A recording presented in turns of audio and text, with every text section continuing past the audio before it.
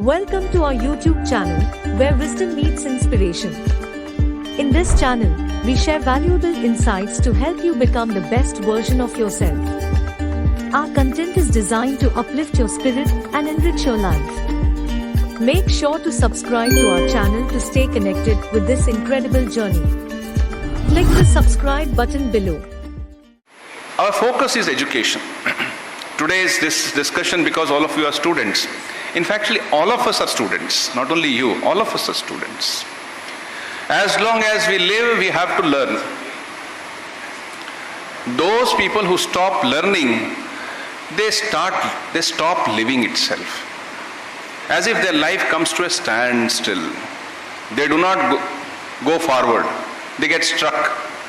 So we have to keep learning. This is what Sri Ramakrishna said in Bengali, in his beautiful Bengali. He said, Javat bachi, tavat shikhi. As long as I live, so long do I learn. In fact, UNESCO, sometimes in 1997, brought out a booklet. It's called the Education, the Treasure Within. And in that, they spoke of 4 pillars of education.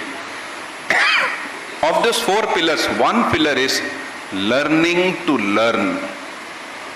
Other 3 pillars are learning to do. Learning to do things. You know how to do computers, you know how to manage any of the machinery that we know, or we know how to write accounts. So learning to do, skill development. Then there is learning to be, what kind of person you become. It's not sufficient that you become professional, though it's very important that you should become professional, because then only life brings happiness. There is efficiency, there is speed, there is a sense of doing. But along with that, what kind of person you are. So it's the mystery of human beings, what we are as human beings.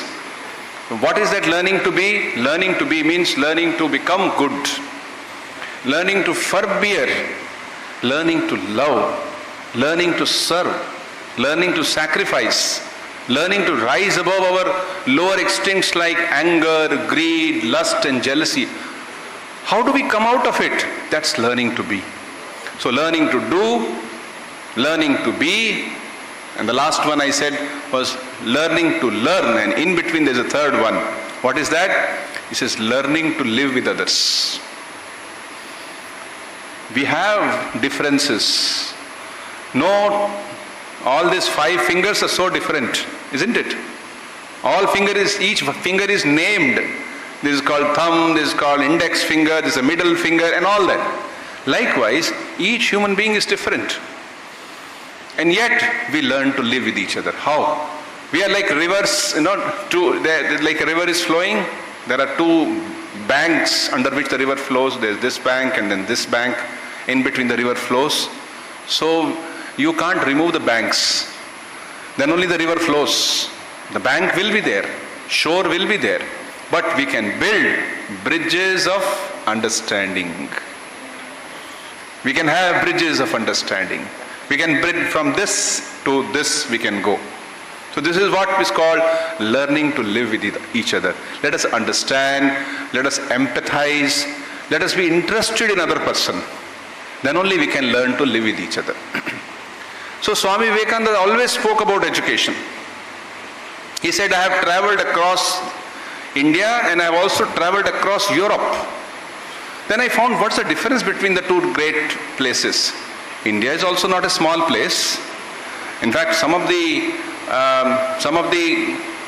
states in India today are bigger than, in terms of population, they are bigger than England.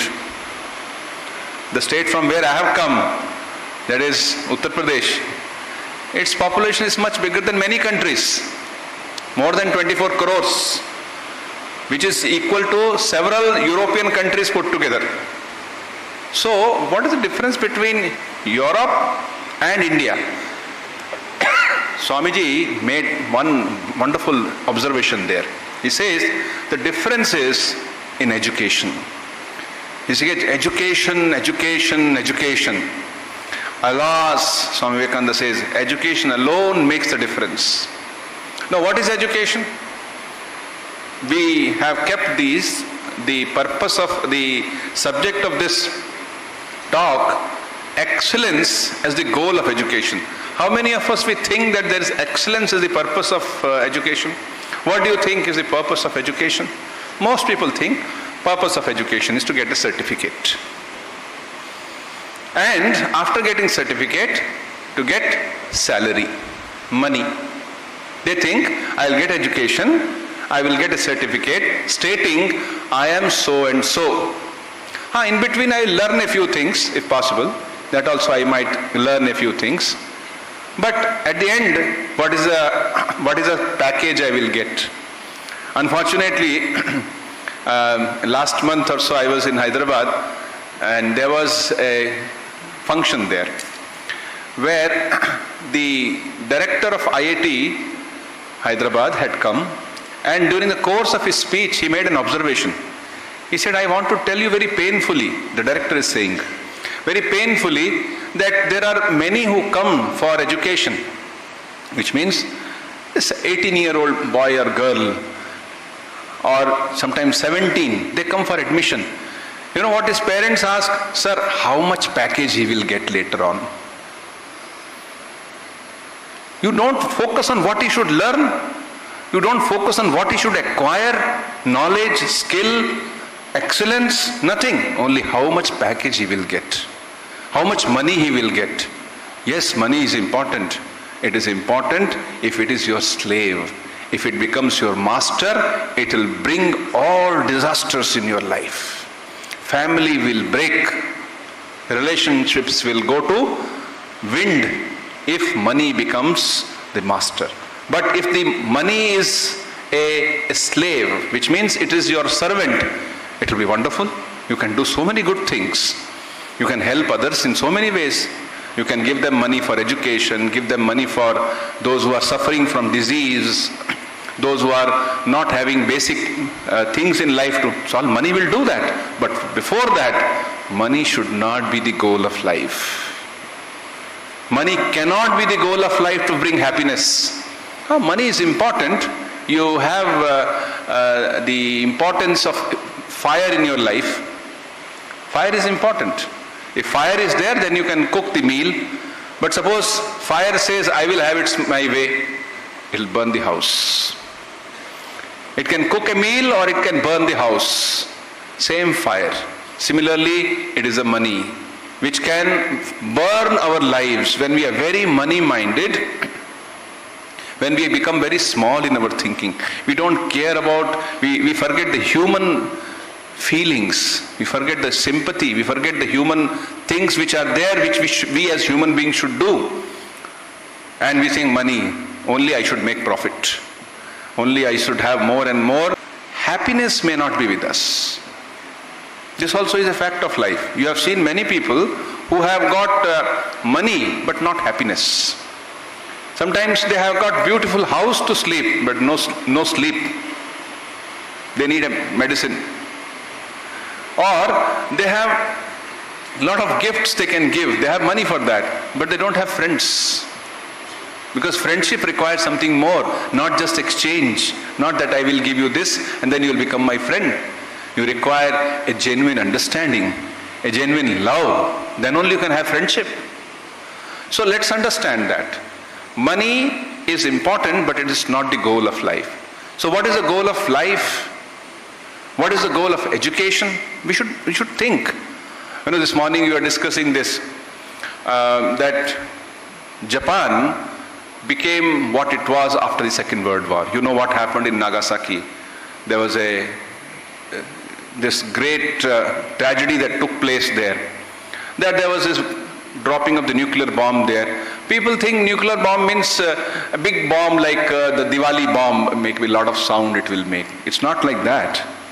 You should ever spend some time. What happens if the nuclear bomb falls?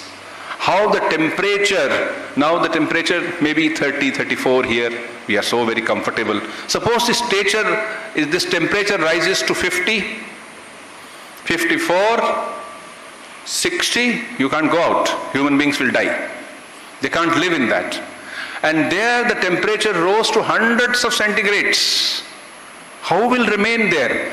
With such heat, even the girder in the building will collapse. It will, with that heat, it will melt and come down. Imagine, not only that, the radioactive things, how they created, they burnt human beings. And for generations to come, people were born defective. So it happened there. Such a thing should not happen again any time. The nuclear bomb thing. So after that, Japan could have remained it is a broken country, broken economy, broken everything. But now, there was a huge change. It is one of the superpowers. Why? We can learn from others. We as country have got many things to teach, but we have also to learn something from others. We must remember this golden teaching of Swami Vivekananda, that I can learn from other countries. What was it they learned? They learned in Japan, it was almost accepted as a fact something which every educationist must learn. Make the children think as to how to solve the problems of our country. Not just go on criticizing your country. Don't go on criticizing your problems. Oh, government is like that, system is like that, my teacher is like that, my parents did not give me this. Stop blaming others. Let us find out solutions. And there are solutions. This finding of solutions, this thinking about solution is what Swami Vivekananda called as positive thinking. Don't become negative, become positive. So he kept before us an ideal of excellence. What is excellence? Look at this hall. It's such an excellent hall, beautiful hall. Suppose it was not done excellently, you would have got 10 buckets here where water will be seeping in. It was not done that way, then there will be stuffiness here, not enough light there. But everything is provided here. Excellent hall. Similarly, excellent program. Things are going on time. It's not that 10 o'clock it is to begin, it begins at 11:30. No, it begins exactly, maybe 5 minutes this side, but it begins on time. Food is excellent, it's available. Everything has been organized in a professional way. That's called excellence in a function, in an event, in a program. Likewise, we have excellence in other fields of life. What sort of engineer are you? Are you an excellent engineer or just a salaried engineer? Salaried engineer is one who gets salary. But an excellent engineer puts his brain, uses his great sense of skill that he has learned. Unfortunately, not many professionals, although they get education as professional, continue as professional. One of the teachers in IIT, he once told us that many of the professionals today, be it engineers, and generally engineers, he said, are employable as engineers. So they go into finance, they go to other fields. Nothing wrong in going to other fields also. But that professional education that you had got, you should be able to use for that profession. Bring excellence in that. Maybe with that training you can bring excellence in other fields also. But what is that training? So the first thing that Swamiji said was that we must have expansion of intellect. We must acquire knowledge. Human beings alone can acquire tremendous knowledge. Animals can't do that. No other living being will have so much knowledge as the human beings can have. We have so much types of living species around us. There are, right in this hall, there may be many viruses. There may be small parasites, we do not know. But they can't acquire knowledge beyond a small field. But human beings, we have got libraries. Why? Because we've got brain, superior brain. So we must utilize our brain in the right way. Again, acquiring knowledge for what sake? Knowledge for the sake of bringing excellence in work and also doing good to others. What Swami Vivekananda kept as the ideal?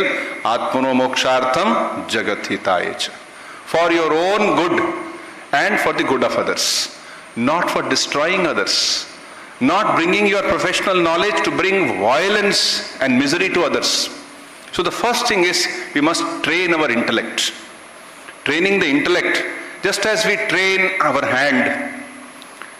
Those of you who play tennis, you know how to hold a bat and how to hit it. There's a training. Likewise, we can train our intellect. We'll let it go in the right direction. This is also called developing not only just our intellectual capacities, but developing how to use our intellectual capacities. That is known as Viveka. In Sanskrit, Viveka. One is Vichara, simple thinking that keeps coming in our mind. Every day thousands of thoughts come in our mind, but we may not have developed Viveka. Viveka means capacity, that capacity in us which learns to discriminate, to disseminate, to discern things. This is right or wrong. Should I eat this food which is not going to bring me good health, or should I not eat? This is Viveka.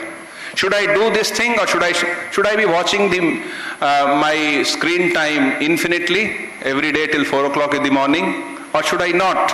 That's called Viveka. Should I have friendship with a person who can induce me to wrong habits, or should I not have any friendship with somebody who will do that? Let me use my Viveka. Everywhere we have to use our Viveka. So this is the first aspect of excellence, that is development of the faculty of thinking and ability to acquire things. Second aspect, that is developing our heart. What is heart? Not the physical heart, not expansion of heart in the physical sense, enlargement of heart, not that sense. Heart here refers to feelings. All good things can happen in this life because people have got heart, they have got feeling, pure feeling for others. So let us understand this. It is not self-feeling, but feeling for others. It is not that we say, have Swami Vivekananda has said, feel, feel, feel. It doesn't mean feel for yourself. It means feel for others. It doesn't become self-pity. See, if we don't have feeling for others, we very often, very quickly forget that we have to do good to others. Man is born only, he is successful when he brings happiness to others. There is a famous statement from the Rig Veda. It says that happiness comes to him from whom happiness goes to others. So let happiness come to us first. How? By living a rightful life. Life of sympathy, life of goodness. So how do you cultivate heart? Free it from all the negative influences. What are the negative influences? You have the influence of anger. Try to understand how anger is born in your mind. In the Bhagavad Gita there is a famous verse which says that Dhyayate Vishayan Pumsaha Sangasteshu Pajayate Sangat Sanjayate Kamaha Kamat Krodho Vijayate Krodhat Bhavati Sammoha Sammoha Smriti Vibhramaha Smriti Nashad Buddhi Nasho Buddhi Nasha Pranashyati. This is a chemistry of anger. How this first happens and then how last thing happens. This chain of things. Dhyayato Vishayan, from when we develop something, a deep attachment by constant thinking of something. We develop a deep attachment to something. And then what happens? From attachment is born desire to acquire that. And when there is an obstacle in that desire, fulfillment of desire, that obstacle gives rise to what is called as anger. What is anger? Anger is a reaction that something I want to fulfill, it is not happening. So must analyze. After anger what happens? And after anger comes, we forget what is right, what is wrong. And we may do things which are ethically wrong because of anger. Anger has got further some derivatives. Jealousy, greed, or hatred. This all comes from that only. So let's try to understand ourselves, our deeper core. In fact, if the one message which Swami Vivekananda gave in the Western world and back when he came to India is what is there in our own scriptures, in the Upanishads, and that is, we should remember who we really are. Who are we? Who am I? In his famous paper on Hinduism given in Chicago, Swamiji says, here I stand, I say, I, who am I? Analyze yourself, who you are. Am I this body? Am I these senses? Am I only my desires? And it's something more than that. This investigation into what real I is what, one of the sages long back, thousands of years back, somewhere in India, we don't know where, and sometimes, because everything has to happen in a time. So sometime and somewhere, somebody said, we don't know even his name, we know this famous statement. What he said? Vedahametam purusham mahantam adityavarna tamasah parastat. I am that shining light. Who are we? We are shining light. So you must remember that. You must remember our divine nature. Swami Vivekananda called it as the very core of our personality, our own divine nature. So when you develop heart, you will say same divine nature is present in all. Let me respect everybody. Let me try to forbear. Let me try to have an understanding and try to keep my intentions very pure and clean. And finally, the third aspect of excellence, and with that I will close, that is the excellence in skill, in doing things, hand. So the first is head, second is heart, and third is hand. Hand means how we do things. There are many people who have knowledge, but that knowledge doesn't make them practice what they know. It is just kept somewhere. That knowledge is like locked up somewhere. We have to bring that in our day-to-day life. For instance, how many of us we know that we should get up early in the morning? Almost everybody knows. But how many of us are able to get up early in the morning? How many of us we know that certain things are bad for us? Almost everybody knows that. This food is bad for me, watching too much of this thing is bad for me, wasting my time is bad for me, etc. But how many of us we are able to put into practice? That's known as the hand, skillfulness. Skillfulness not only professionally.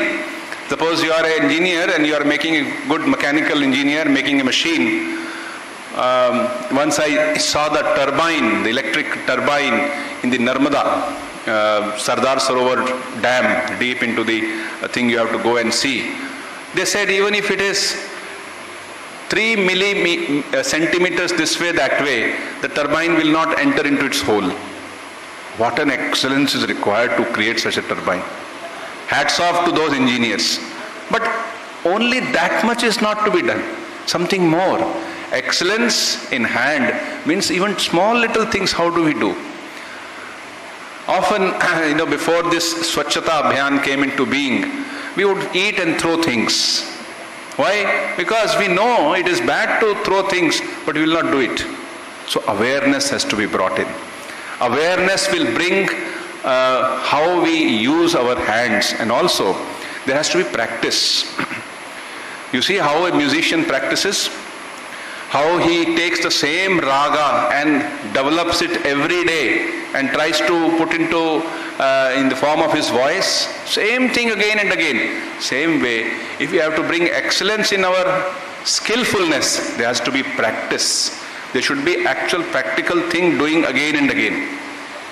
So excellence in education will make us excellent human beings. And it will also make us excellent products of the very whole process of education. Only money making, only acquisition of wealth cannot be the goal. Though it's an important product of the education, actual purpose of education, which does not, suppose an education does not bring peace, harmony, goodness, we say, what sort of education is that? We make such a huge building, but people on that building are so unhappy. They want to kill themselves by jumping from that. What sort of education we brought to them? So education is a complete, comprehensive, total process. And Swami Vivekananda called it as education is the manifestation of perfection already in man. Please think over it. These few ideas I have shared with you, they are there in Swami Vivekananda's works. Please think over them and try to make them part of your thinking so as to practice them. Thank you very much. My pranams to Revered Swamiji for this invitation. Become Swami Vivekananda's messenger. Share the video with 3 of your friends.